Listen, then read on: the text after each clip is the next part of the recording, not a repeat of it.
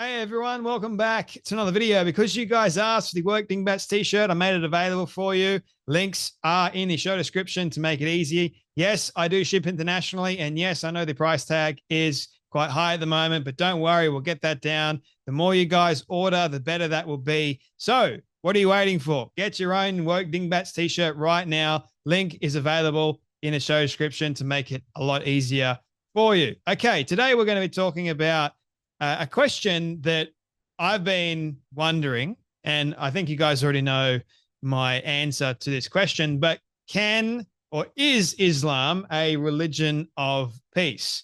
So many people around the world would, if you ask them this question on the street, they would be like, yeah, sure, Islam is definitely a religion of peace. But I stand by my statement that I've said many times on this show that Islam is not a religion of peace. It is a religion of death. It is a death cult, is what I have alluded to. And I don't share that opinion alone either.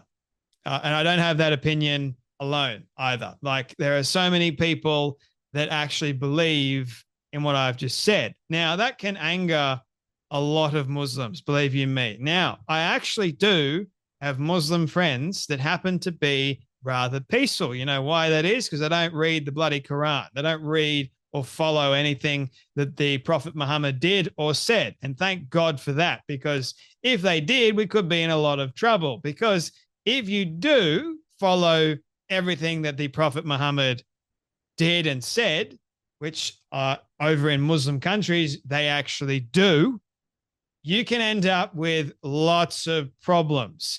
Why is it that we've got so many Muslims that are coming to Western countries? It's because you got freedom of religion, freedom of expression, and guess what? The leaders of these Western countries will defend your right of your religion, unless you're a Christian. They can bash Christians, they can criticize and mock Christians all they want.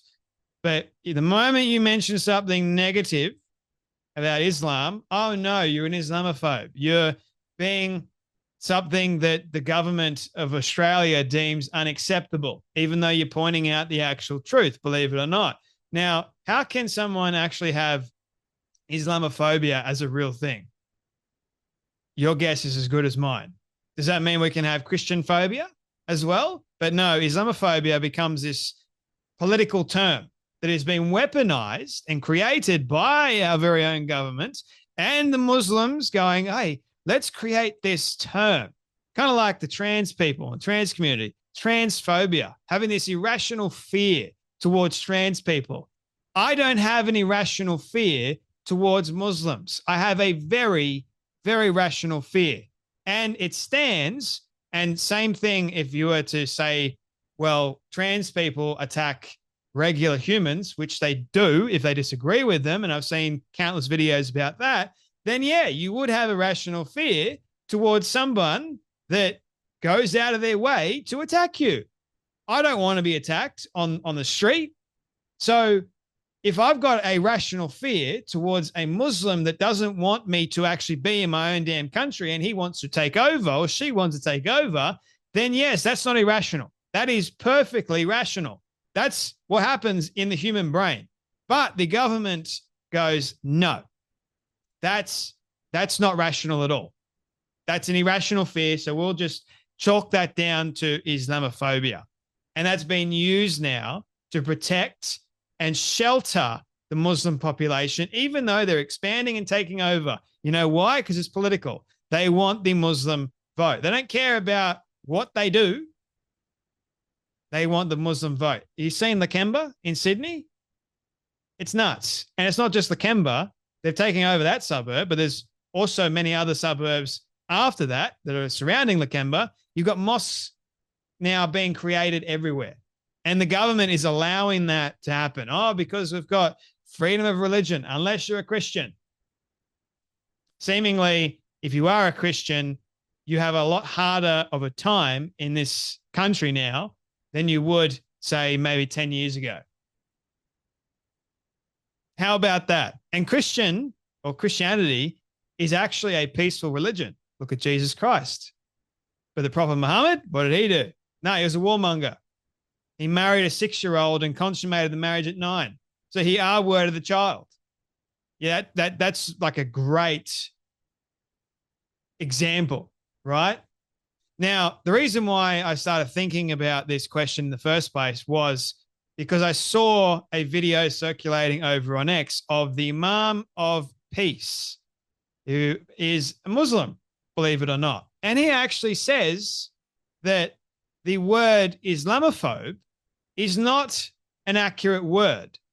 You shouldn't be using it, because if you said Islamophobe, you're saying that it's an irrational fear. It's not. It's very rational to fear all terror organizations.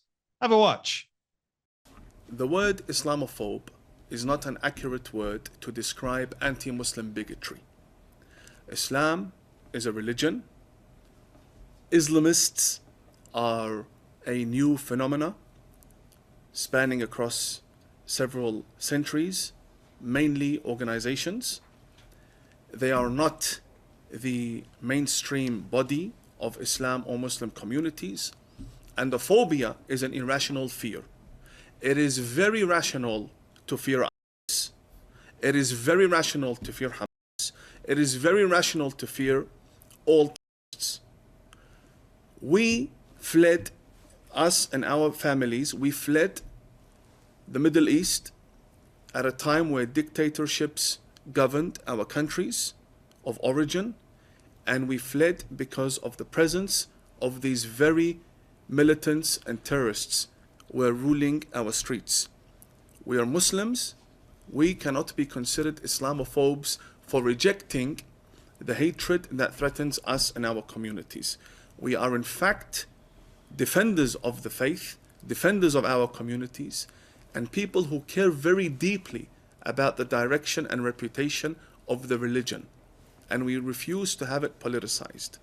What the government can do, in my view, is to see who exactly is pushing the Islamophobia narrative and what benefit are they gaining from it. Because the average Muslim does not gain from a Islamophobia industry. Average Muslims want to make a living and feed their family and lead a regular, normal life. Who's pushing the Islamophobe narrative? That would be the government. So the government, especially here in Australia, they're pushing it. They're doing a very, very good job at pushing it. They're protecting lots of the Muslim communities. Oh, we need to do away with Islamophobia. It's unacceptable here in Australia. So let's create laws. I saw Premier Chris Minns say that here in Australia, we don't have the same freedom of speech. It's the greatest country in the world, but we don't have the same freedom of speech laws as America does. So how can it possibly be the greatest country in the world if we don't have a right to express ourselves, especially when it comes down to expressing our viewpoints on a particular religion like Islam, for example, that happens to be taking over? And you've got Muslims in the streets that are saying that we want this law to take over. And if we're not going to get it, we will get it. We will do whatever we possibly can to actually get it. Now that, my friends, is scary. That is a problem. Now, why is it that you have this Imam of Peace, as he calls himself, Muhammad Tawhidi, and he's explaining this to government officials, these Islamists that are out there, and there's also other members of the Muslim community, I guess, that would follow the original tradition, but they won't defend and say, oh, well, we shouldn't be using the term Islamophobe. No, they actually go along with it. For those people that are like, does that mean if you've got a Muslim like the Imam of Peace, does that make him an Islamophobe? He's actually Muslim. He follows the religion of Islam. Does that make him Islamophobic if he's criticizing his own damn religion? I don't think anyone's really thought of that. So that's why this term is nonsense. That's why you've got these people out there that will go, oh, don't worry, Islam is a religion of peace, but yet why is it that we've got all these people that stem up and create these radical dictatorships that take over and become incredibly violent. You don't see Christians doing that. That's interesting. You don't see Christians rising up and saying, well, we must create a dictatorship and we must destroy all our enemies and things like that. No way. No way in the world. But you've got Islam that does that, and it's spreading like crazy. Now, the Imam of Peace also spoke about, are people still shocked that even doctors joined the terror group? Starts with an I. No. Doctors, nurses, you name it. He actually spoke out regarding the 2 Islamic nurses that wanted to take out Jewish people and who had said that they actually did that. And I made several videos about it already. Now, I'm very cautious. While I agree with some of the things that the Imam of Peace has said, I am still very cautious. I do know, like I've said, I do know Muslims that are peaceful individuals. They're hardworking. It's because they choose not to follow the Quran. They choose to just be Muslim, call themselves a Muslim, just not a practicing one. And I think for the most part, if they were to follow and read everything the Quran says and take it literally, I think we could be in a lot of trouble, is what I'm saying. So, no, it's not a religion of peace. Anyway, that's enough from me, but you guys take care, be blessed, and I'll see you all. Oh, yes, it's not a religion of peace, but you can have peaceful individuals like the Imam of Peace. There's that. So you guys take care, be blessed, and I'll see you all in the next video.